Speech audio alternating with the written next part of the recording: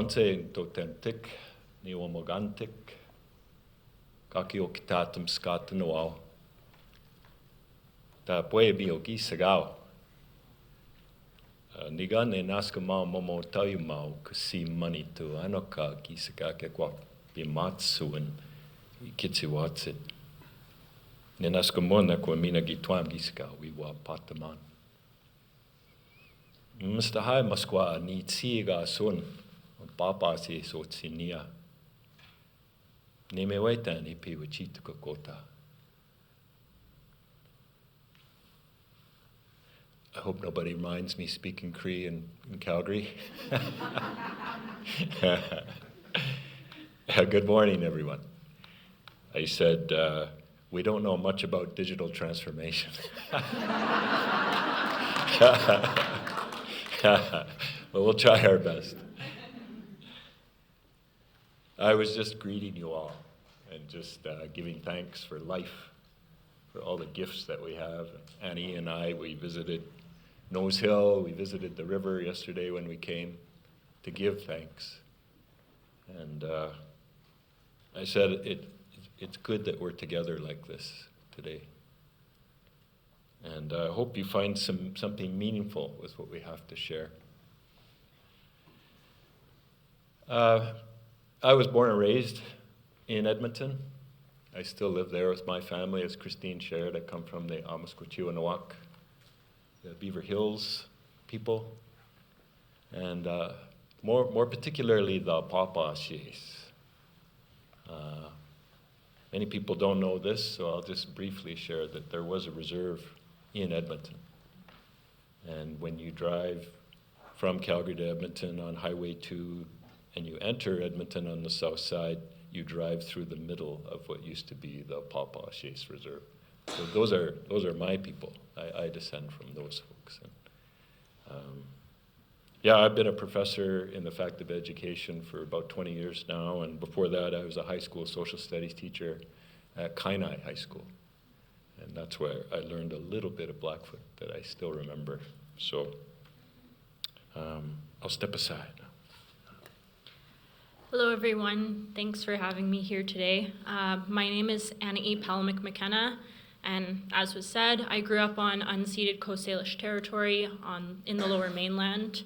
I come from, my mom is Zapotec on her father's side from the Isthmus of Tehuantepec in Oaxaca, Mexico, and her mom is French, Welsh, and English. And then my mom had me when she was pretty young, and she met the person that would become my dad when I was 2 years old. And he adopted me and raised me, his family adopted me, and so I was raised by his mom, my dad, and alongside my 3 younger siblings. And my dad is Secwepemc from Canoe Creek, BC, and Scottish and French.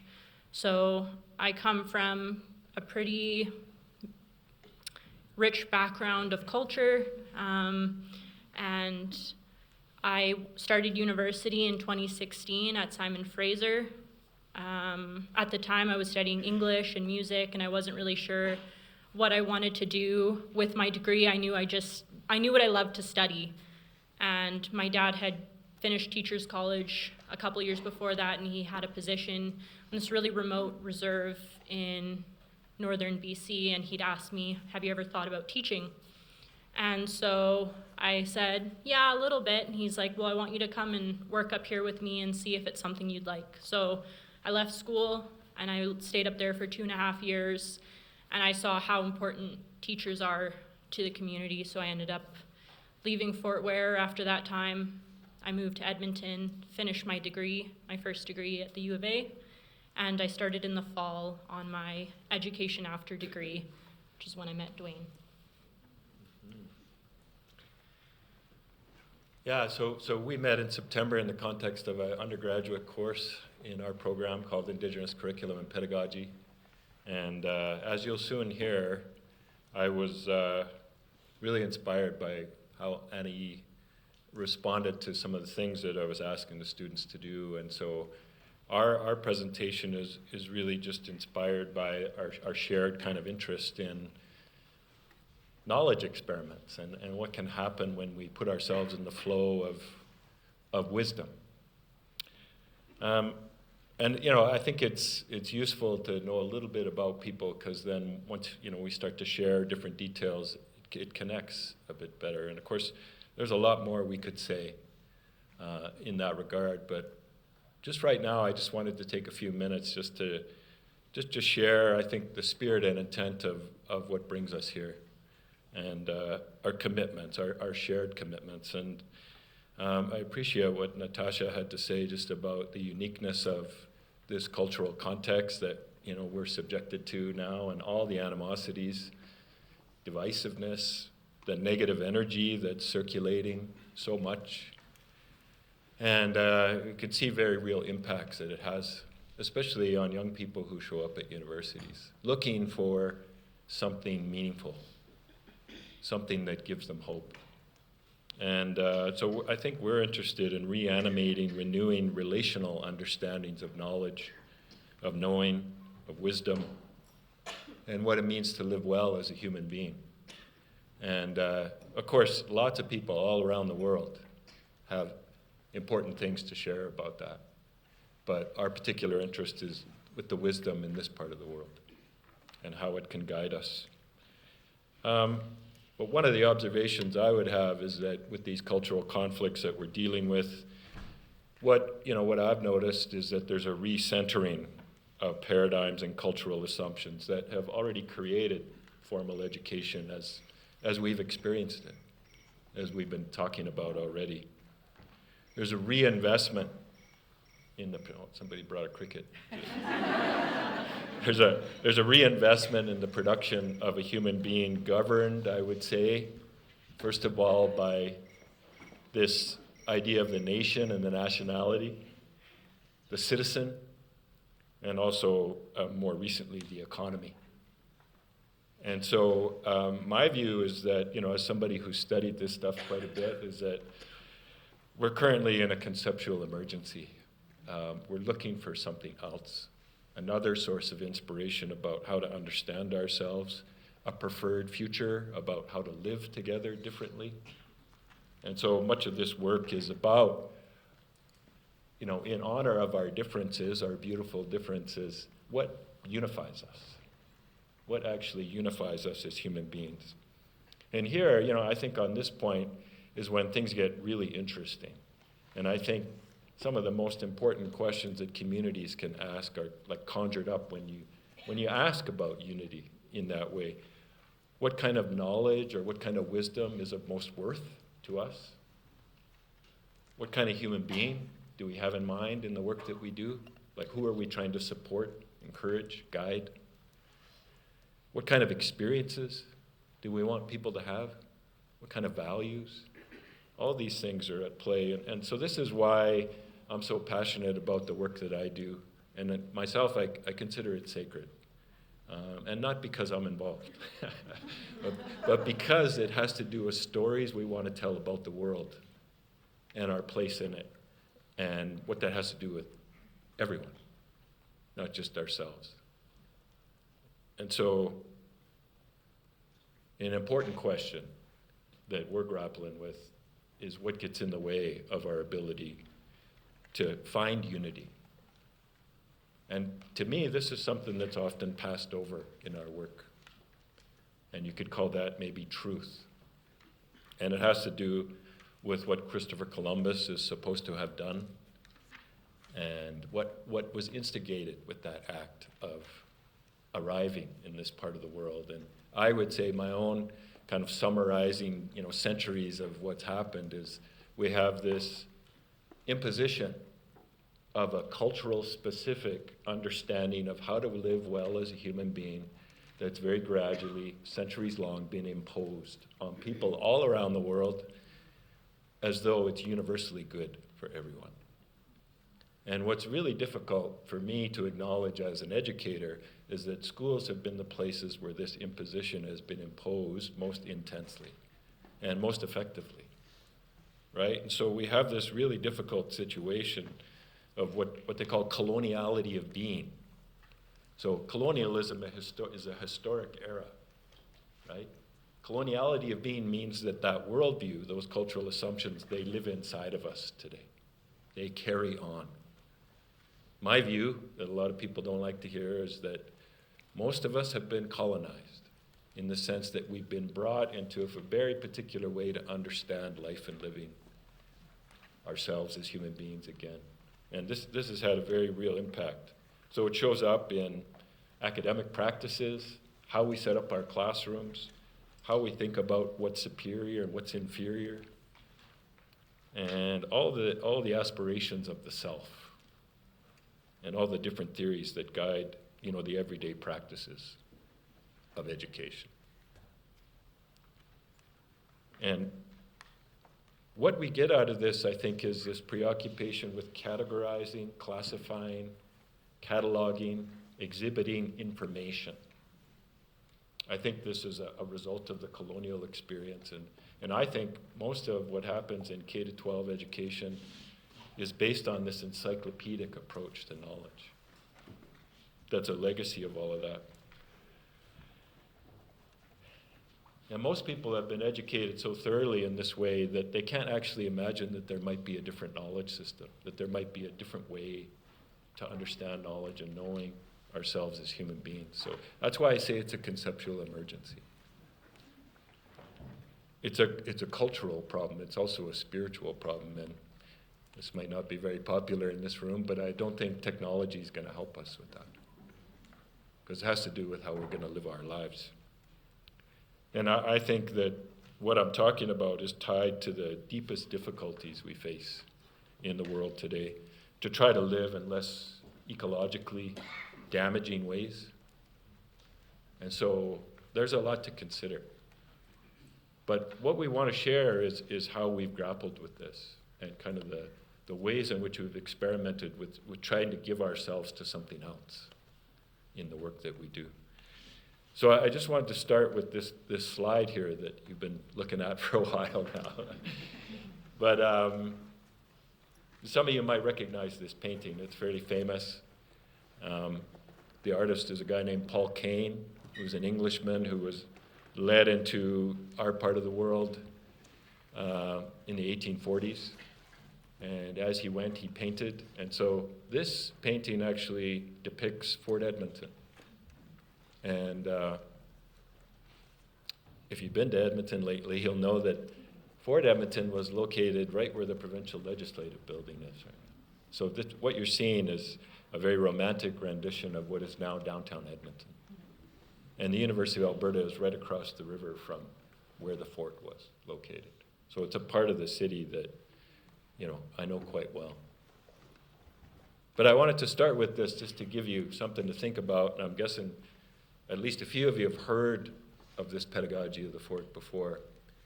But the way I would try to explain it to you, my relationship to this idea, has to do with my time as a teacher at Kainai High School. Because, as I told you, I grew up in Edmonton. I went to public school. Then when I finished that, I went to the University of Alberta, and I got a BA in history. And then when I finished that, I came here, and I got an after degree in secondary social studies. So when I showed up at Kainai High School, the only thing I had to offer my students was the creation story of Canada that I had been taught through all of my education. And I'm guessing if we were to compile the timeline of that story the way many of you have learned it, we would be able to do that together. So that's what I was telling these Blackfoot students. And I realized about a month in how inadequate I was to them, actually, by only being able to pass on to them that rendition of this place. Because that story, as you know, doesn't include them or their ancestors. It actually depends on their elimination. And so, yeah, I don't think it's an exaggeration to say I had like an existential breakdown as their teacher, because I realized that I had all kinds of learning I had to do. And that was about 35 years ago. And I'm still trying to recover from that, still trying to work on that. But in my studies about trying to rethink this creation story of Canada, one of the things I noticed was that forts are very important places in that story, especially in Western Canada. Very important, I would call them mythic symbols at the heart of the creation story of Canada. And as you know, many forts have been resurrected as museums, and children are taken there regularly. So the question I had as an educator, as a researcher, is what are children learning of Indigenous Canadian relations when they're being brought to these forts? One of the things I confronted was this, I think, a very clear message that before the forts arrived in this part of the world, nothing important happened. We have this four-cornered version of civilization that gets exported and brought to what's perceived to be empty land. And that's when history begins, at that moment. Before then, this was a place, these were people who lived without history. That's the story that I had been told. And so I've come to see that forts are a very important part of Canadian colonial culture. And their fundamental teaching is relationship denial. They teach us to deny relationships. They teach us to divide the world according to very arbitrary categories of race and culture and spiritual practice that continues on to the present in different ways. So to me, forts are social spatial organizers in Canadian society. They teach that they're insiders and they're outsiders. And we continue to have this relational problem in very real ways. And I think I would go so far as to say, and I'll speak about myself on this, that in a sense a fort was constructed inside my mind through my education. And so I've had to try to recover from this. So that's the pedagogy of the fort, what we learn from these fort logics. And it's about relationship denial. And so what's in the way, if I was to answer that question myself, it has a lot to do with what I've just shared. I think you should go next.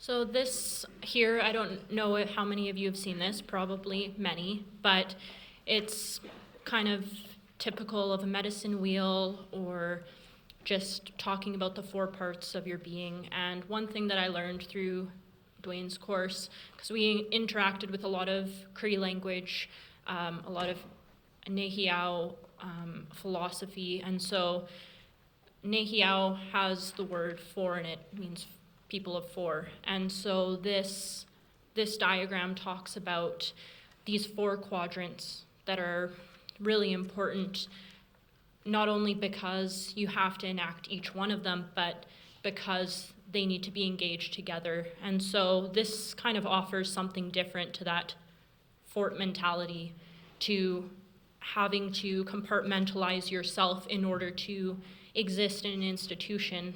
I know that I've experienced this where I've had to set certain pieces of myself aside in order to succeed in elementary, high school, and university classrooms. And so we wanted to kind of offer this as something different. And it also says, be like your place on the side there. And that's a reference to Tyson Yunkaporta, who's an Indigenous scholar from Australia that we talked about in the fall. And in essence, we learn all this information that really has nothing to do with us. We learn a lot about colonial histories that take place really far away, but it's hard to interact with information that's right there, that's within the context of where you're living and learning. And so this is really important, being like your place is knowing your place, but also trying to operate more like your place. Things are not separate on the land, things are reciprocal, and so we want to honor each kind of space here, the physical, emotional, the spiritual, and the mental. We did this project through the fall called the Winter Count, and you'll see some of that work throughout this presentation, but I wanted to read an excerpt from one of my journals through that Winter Count project that talks about this 4 parts.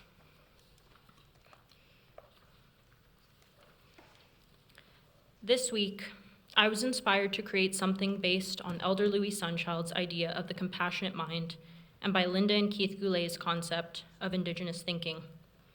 I thought about the different domains that we live our lives within. Linda and Keith Goulet identify these 4 domains as the spiritual, the socio-emotional, the physical, and the intellectual domains. Oftentimes, I feel that Western education reinforces the idea that learning takes place solely within the intellectual domain.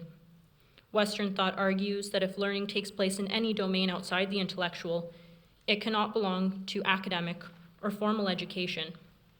But from a Nehiyao worldview, learning must be embodied in all these different realms simultaneously.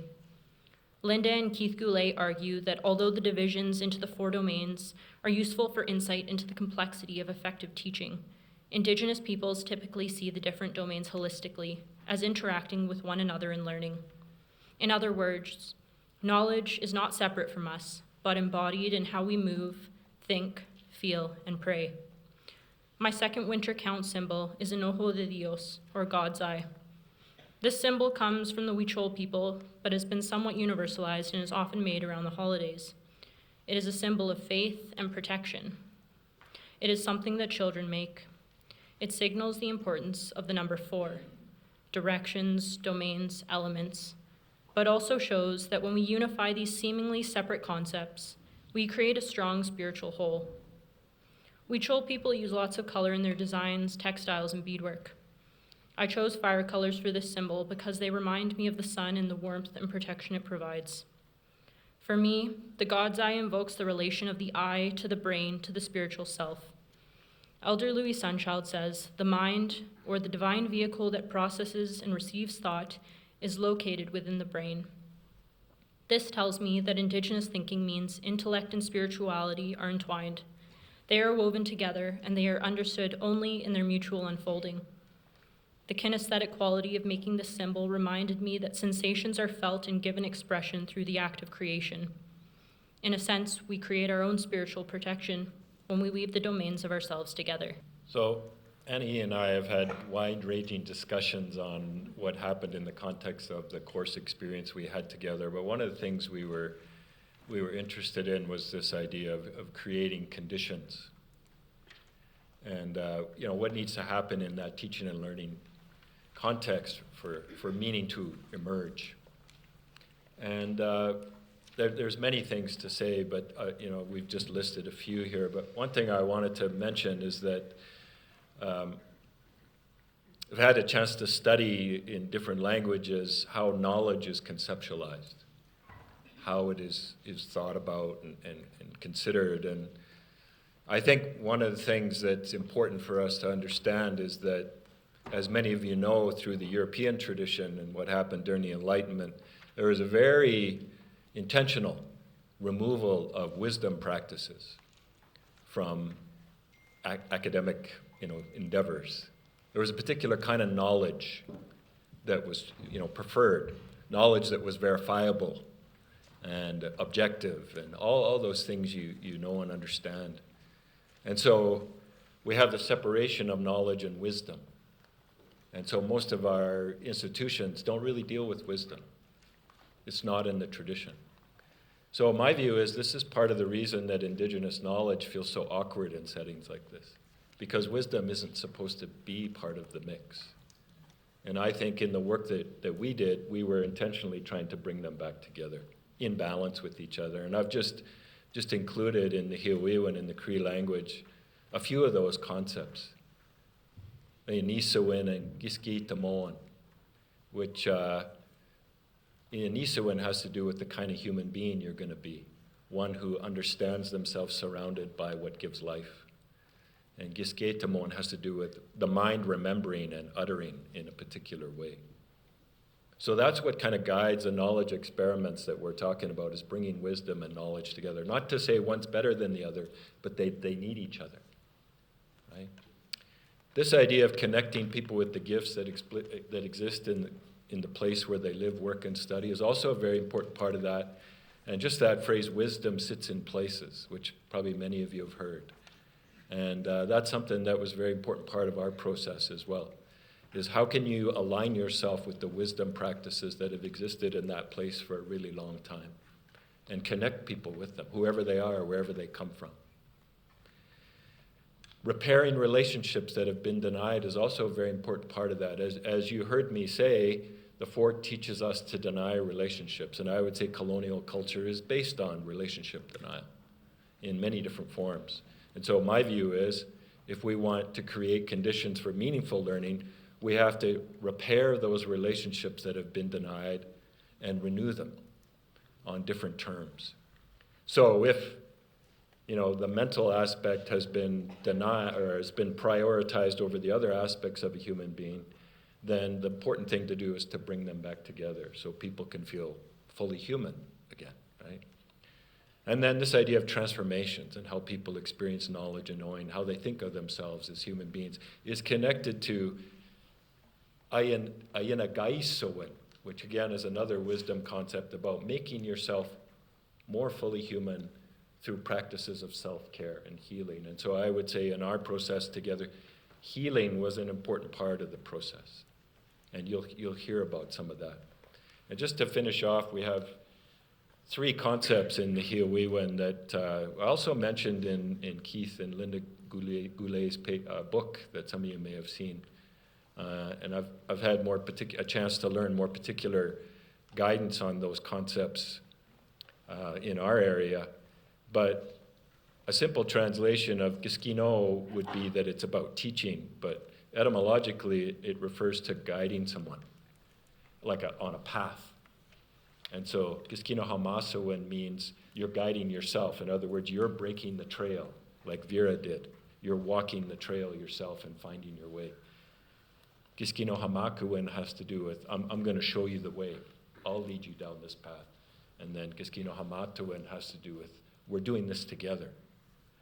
And this dynamic of this course that we had together was guided by this kind of flux and flow of these 3 different approaches to teaching and learning.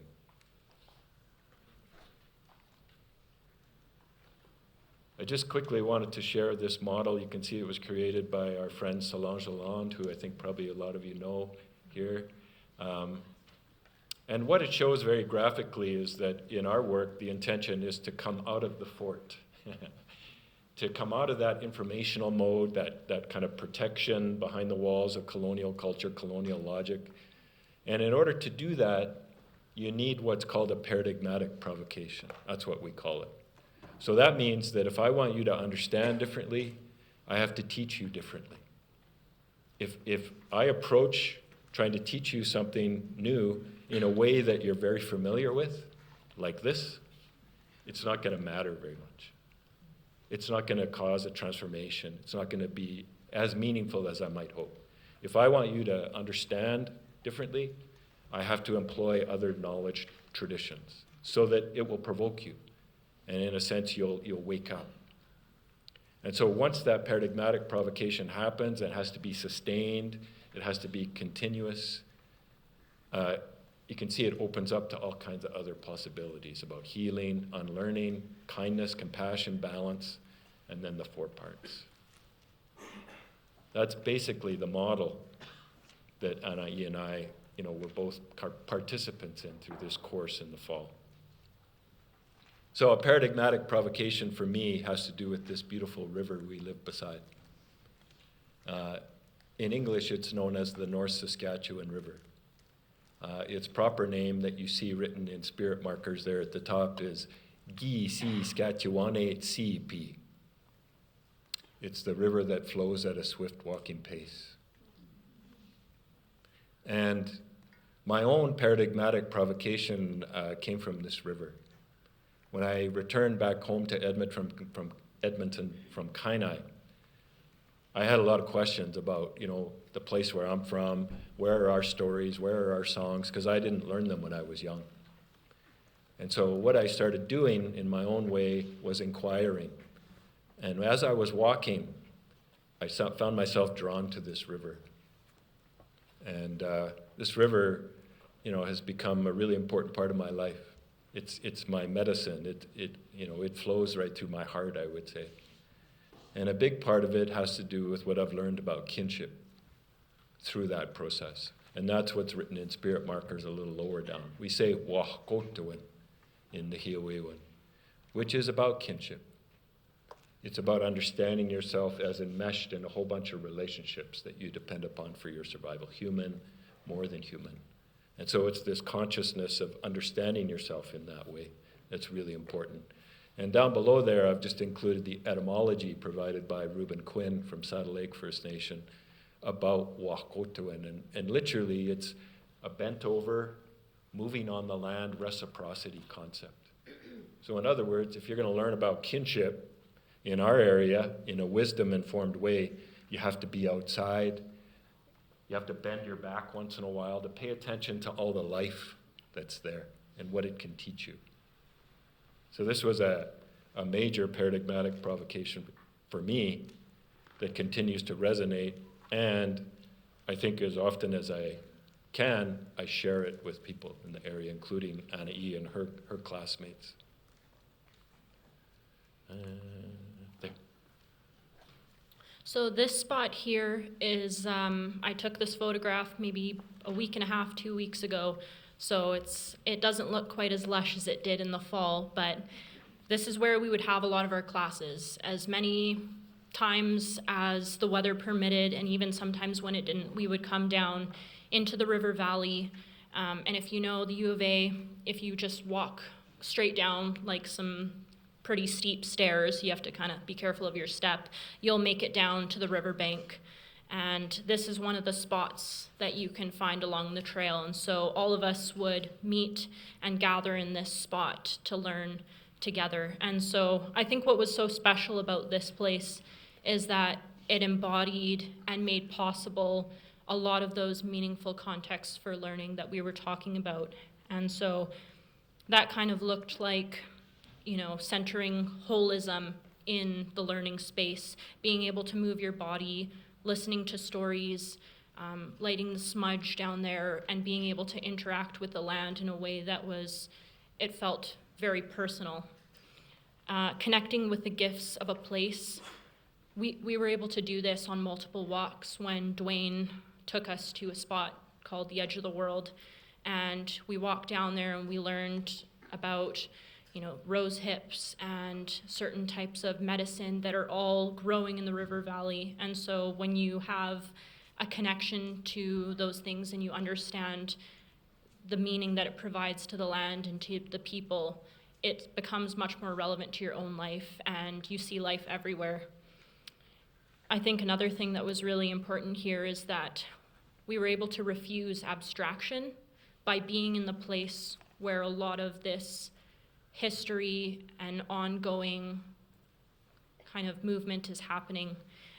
This spot here, you can pretty much see the legislature from this spot. You can also see the U of A. We're really close to the river. And finally, this spot here created a really welcoming learning environment, not only through the teaching, but through being in this space, which I think is so important, because it's not enough to be able to just have access to courses or access to knowledge. It's really important to be welcomed into those spaces by honoring the people that you see in front of you. There was different genders, ethnicities, religious backgrounds, and everyone was able to share a piece of themselves in this space. So I just want to read a short excerpt from my journal here that kind of talks about this space. In our introduction to this class, Professor Donald mentioned the idea of fort logics, citing the way these systems pervade our current Canadian cultural context and how they impact education. He argued forts are an important part of the colonial imaginary and are still regarded as important sites. This cultural significance is why we find museums erected upon their old foundations. The fort creates insiders and outsiders. They are enclosed spaces that alienate and are predicated on relationship denial. As I left class on Tuesday, I was thinking about the way forts are structured. Then on Thursday, as we were sitting by the river, I thought about how shapes can reflect relationships that we have with each other and with knowledge itself. I looked at the rocks nuzzled together in the bed of the river and imagined the way Nehiel logic might present itself. If the fort is represented by a closed square, then I imagine an Indigenous space as being represented by a circle. For this week's winter count, I borrowed some rocks from the river and laid them out in a circle near the riverbed. There are spaces between the rocks because this circle represents a space with permeable walls in which life and knowledge can float in and out and can enter at different times and points within the circle. The fragmented circle also represents the way we sat together in that meadow in the river valley, facing one another, but with enough space between so that others who may be curious feel welcome to join us in our collective learning.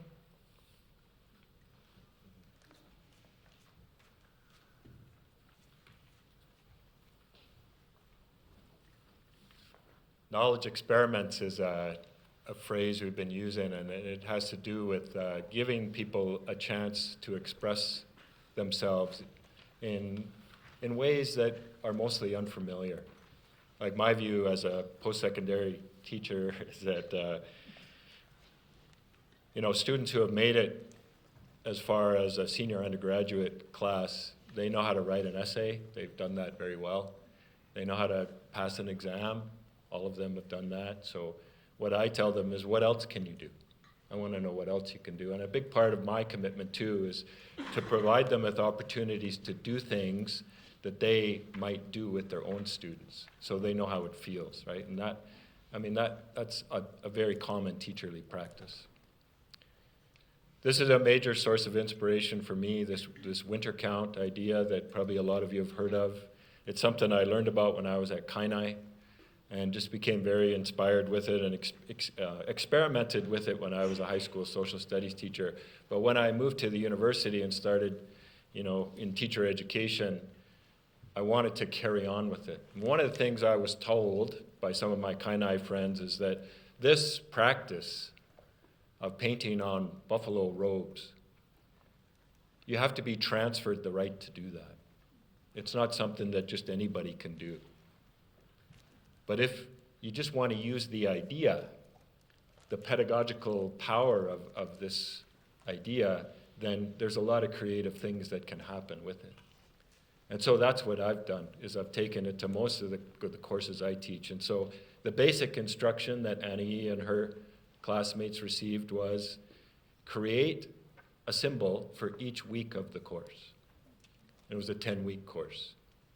So the instruction is whatever you found most meaningful in our interactions. It could be something I said, something someone else said, something a bird said, whatever it was, something you read, something that got your attention. And make a symbol with that. And it's very open how that symbol is made, but the stipulation is you have to make it with your own hands. You can't download it, or taking a photo or a video doesn't qualify. So involved with your hands somehow. So these were a few of the symbols that I created. The first one is that ojo de Dio that I was talking about earlier as an alternative to representing four, maybe outside the medicine wheel. And I'm going to share a couple of my winter count entries, because with every symbol we had to provide an explanation as to what our symbol meant. And so the first one I'm going to be talking about is this little triangle on the side here, which during this week we were talking about treaty. We listened to Eric Tatusis's treaty story, and so I was really inspired by the possibilities of treaty, and this symbol came out of that, so I'll read that one first. My fifth winter count symbol is a triangle with 3 converging lines inside and 3 circles situated at each point in the triangle. I use this symbol as a representation of the number 3 and the relation of this number to treaty. First, I think the triangle is appropriate because it can represent the teepee, or in this case, the Nehio government house, and it is the strongest of all the shapes due to the fact that it distributes force equally across 3 sides. In principle, the 3 sides are neither pushed nor pulled any more than the other, and so all 3 become equal in this exchange of giving and taking. I think the triangle can also represent important and ideal patterns of 3 that come up in the Indigenous Canadian colonial relationship context. For example, the triangle can represent the values that uphold a government house, such as rights, responsibilities, and community. They can represent the sun, the grass, and the water, which Treaty 6 refers to when outlining the duration of the treaty agreement.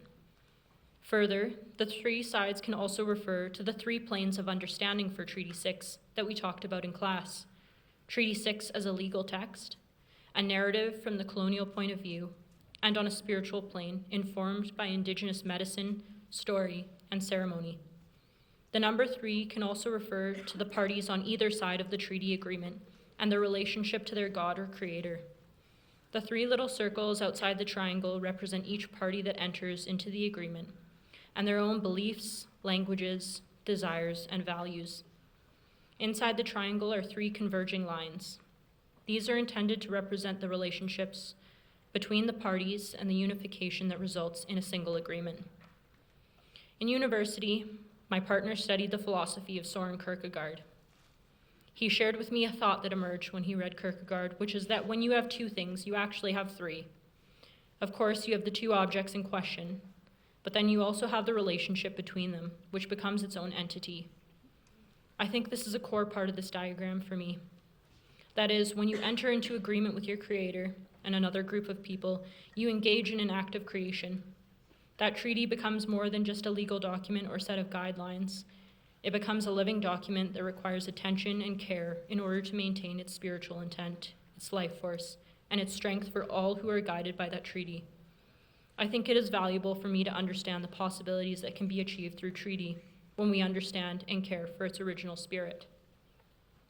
So the next symbol that I'm going to talk about is that middle one there, which, as Dwayne had mentioned, he wanted us to engage this project in a way that was thinking like a teacher. How could we reproduce this in our own classrooms? And so, as a challenge to myself, I only wanted to use materials I already had. Those sticks in the first symbol I found around the university, the embroidery thread I had, and this middle symbol here I made out of a cue card, because I thought, what have I used more in university than a cue card? And so this symbol is reflective of a story that Dwayne told us on one of our visits down to the river valley, and I'll read that now. I was intrigued by the story of Amiskwacîwiyiniwak and the decision he made to transform. On Tuesday, when everyone was sitting silently and Dwayne decided to share that story, there were 2 things that stuck out to me. The first was the sense of being in the middle that the main character felt. He existed in flux between these 2 very different but interrelated worlds, the buffalo world and the Nehio person world. And yet, when his buffalo father was dying and it came time for him to decide about his own existence in the world, Amiskwacîwiyiniwak decided to become this third kind, a rock being.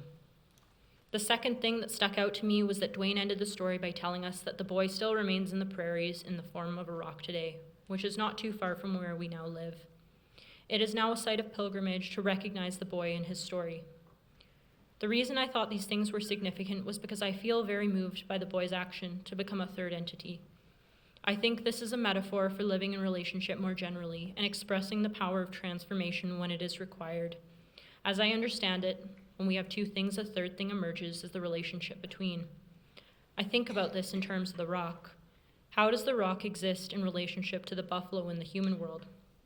How does it represent the between, and what does the story teach us? I don't have any answers to this. For now, I just want to pose the question. When we walked on Thursday at the end of the world, I found that the stories that were shared sparked my imagination. This is something that I've come to realize about myself. I find in trying to think as a teacher, I'm more frequently asking myself, how do I learn? And what I have come to understand is that I regularly engage in what Tyson Yunkaporta calls story mind, which is the transmission and storage of knowledge through story. I know all humans are predisposed to story, but for some reason, I find this to be especially helpful for my brain to contain and transmit information. I think this is why I am drawn to teaching English. When we were walking along the trail, we paused somewhere after the rose hips and the gooseberries and collectively looked to the trail that hovered above the one that we were occupying. There, Dwayne said, coyotes will scout what is going on beneath them, and in the winter, they use that spot to pass across the river towards the zoo. The coyote witnesses the transformation of the land and adapts his protocols as necessary. Transformation and adaptation are what inform my winter count symbols this week. This week, I cut the outline of a coyote out of a paper card. I decided to take a picture of my card framing 2 different subjects. In the first, I used coyote as a way to view a school building, and in the second, I used coyote to frame the trees. In many cultures throughout North America, coyote is a trickster figure. The word coyote comes from the Anahi, who is the trickster god in the Nahuatl world. I know in BC, we have lots of trickster stories about coyote as well. But being a trickster is not black and white archetype of moral goodness or evil. Rather, the coyote is a transformer being who in his interaction with other beings inspires transformation and adaptation. I think in this way, coyote and amiskwacîwiyiniwak are similar. Both are transformers and both negotiate the space between worlds. Thinking through the lens of amiskwacîwiyiniwak and coyote helps me to understand how important it is to negotiate between worlds and transform in my role as an educator.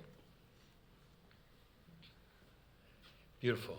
I just wanted to say, as a course instructor, I've learned so much from this winter count practice. It's actually quite humbling. And I actually don't do very much other than say, do this, make a symbol.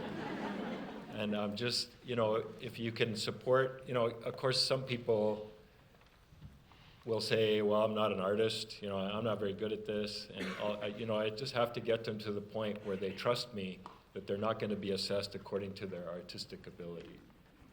It's more about the depth of the engagement and what they have to say about what they've created. And honestly, it's really overwhelming what gets produced once people trust you. And many people, who've done this project like Anahi, they say that week by week they're often distracted by what the symbol's going to be, right? Which is such a different kind of engagement to have, right?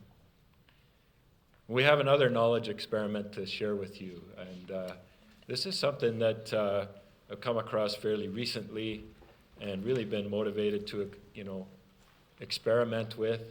And it has to do with my own kind of interest in mapping practices, cartographic practices, and as you can see there, an expression of colonial power. And some people have said that mapping is the first act of colonialism. This ability to say, these are ours now. We get to decide where the boundaries are, what the names are, all these things. So this grid work of cartography gets imposed on the land, gets imposed on the people. And so it's an expression of knowledge and knowing and worldview, of course, and it privileges some stories over others. So counter mapping is basically saying we want to make a map, but we don't want to follow those rules. We want to do it otherwise, to express ourselves differently. We don't want to follow the colonial rules. We have other priorities. That's what counter mapping is, and a huge source of inspiration for me on this work comes from a beautiful, about 10-minute video that you could find on, online from a magazine called Emergence.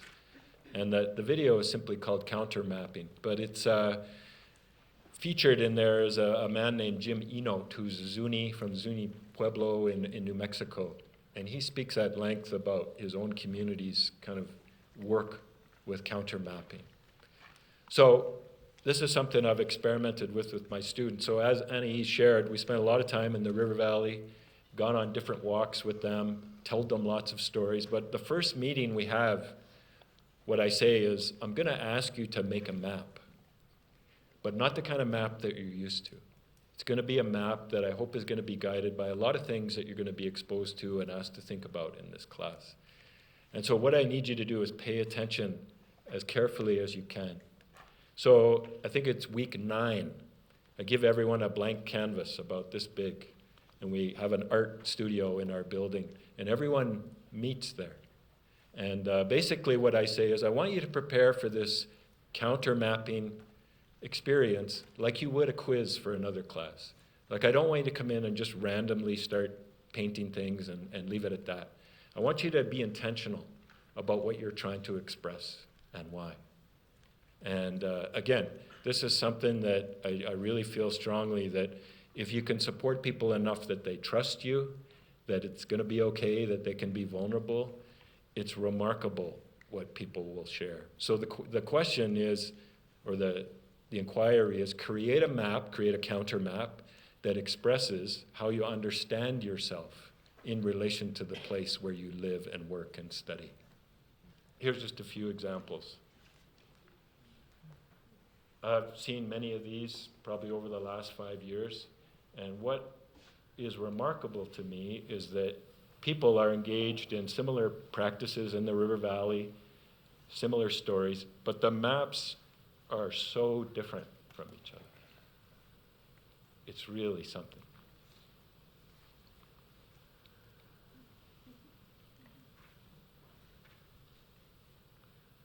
The one on the right is, we were joking with the artist, that kind of looks like mitochondria and Goldie bodies and stuff. But we think it's an eagle-eye view of where we met in the River Valley. So Anahi made one of these. So you're going to hear a bit more about it. So obviously mapping has this very concrete idea in my head. We've all seen thousands of maps and they all really look the same. It just kind of depends on what features are highlighted. And so it was a difficult task to deconstruct my idea of how to represent place and how to represent a map in another way. The first kind of questions that I was asking myself, I didn't want to prepare too much because I wanted to have the possibility for knowledge to emerge while I was experiencing this. But the first kind of questions I was asking was, what does a map really do? Well, a map can offer guidance. I've used maps before the times of Apple Maps to get to certain places. They can locate you. They can show you the land, and they can tell a certain story about the land. So these were all my concerns when I started doing the map and thinking about it. So this map is inspired by a couple of different things, and I'm going to read my entry to talk a little bit more. I think it's a little bit more concise. But Dwayne told us a story. We were at this very specific spot on the river valley, and we were overlooking the river, and we heard a story about the sun, the moon, and their 7 sons. And this story sparked my imagination, and it was something I thought about a lot. And I was also thinking about the power of story. I'm someone who loves story. That's, I think, a lot of the reason why I'm going into English. And this little head in the middle here has connections to both people, but also to masks. My house growing up is covered in coastal masks because my grandma loves carvings, and so they really permeate my imagination. And I'll read now my counter-mapping entry. In approaching the task of unmapping, I found it difficult to grapple with the idea of a map outside of Eurocentric mapping that I have come to understand space through. But I was inspired by Jim Minote's words, specifically when he talked about the time he showed his mother a map of their territory, and she said, "What am I looking at? I'm not a bird." This is where I began my thought process. I thought, how can I tell the story of a place as channeled through my own unique being? I started with the face at the center of the painting. As I mentioned in class, this face represents a human face, but can also be interpreted as a mask. I included illustrations of the heart, stomach, brain, cheek, and hand on the painting because I wanted the center of the painting to represent the channels through which dreams and reality are mediated.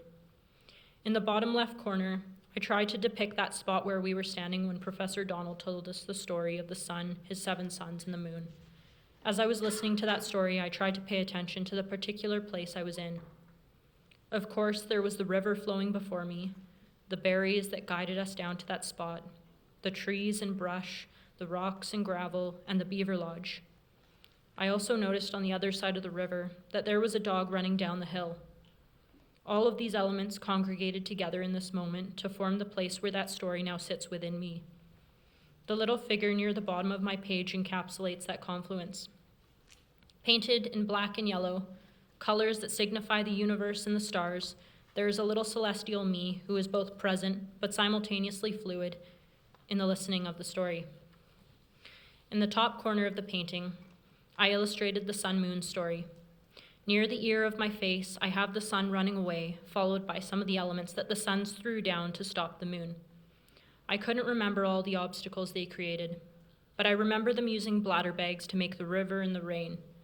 For me, the bladder bags in the story triggered the memory of when my dad and I went hunting, and he showed me how to gut a deer. I remember him showing me where the bladder bag was on the animal, and to be careful not to nick it, because it would spoil our meat. The suns also created the mountains, the forest, the wind, and Thunderbird. I know I'm forgetting one, but I think that's okay, because stories sometimes need to be told multiple times to really situate themselves within you. I also used embroidery thread to link the 3 sections of this painting together. I chose red thread because it represents the arteries, flesh, the earth, and my own spiritual and familial connection to this color. The thread creates this liminal outline between the place, being, and dream, and the unknown space that surrounds it. I finished filling the background with a starry sky because I wanted to reaffirm that the place, the story, and the spiritual realm are all connected. The red thread weaves these 3 components together. In our Haudenosaunee imagination paper, I recall the authors speaking to the interplay of consciousness. They argue that modernity's invention of imagination as an anthropocentric quality dismisses those who comprehend that their very being manifests stories, ideas, and life forces. This is perhaps why I drew the suns in the story and myself as similar beings.